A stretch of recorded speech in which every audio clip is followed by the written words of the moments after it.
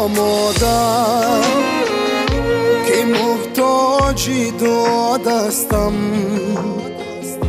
در این ملکی غریبی من ز تو مادر جدا هستم.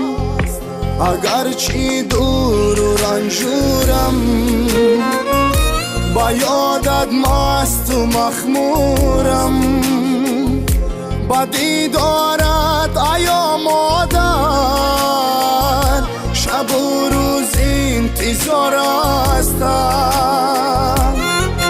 مادر بود و نبودی من، مادر شعر و سرود من، مادر بود و نبودی من، مادر شعر و سرود من، مادر بود و نبودی من.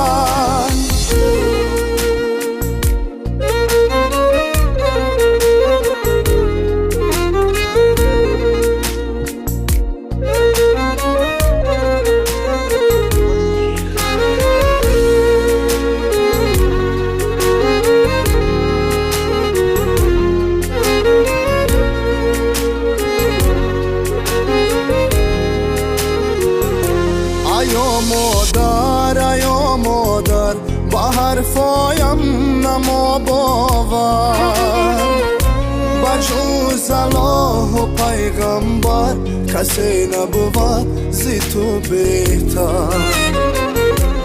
ایا مادر تو زیبایی، تو خوشرویی، تو خوشبویی، سرودی الله هایت را چرا دیگر نمیگویی؟ دل و جانم فدای تو، فدای خنده های تو، صدایم کن صدایم کن چرا از من جدای تو؟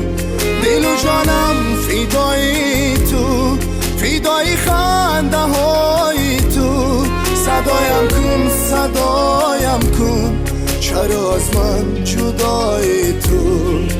مادر بود و نبودی من، مادر شعر و سرود من، مادر بود و نبودی من، مادر شعر و سرود من، مادر بود و نبودی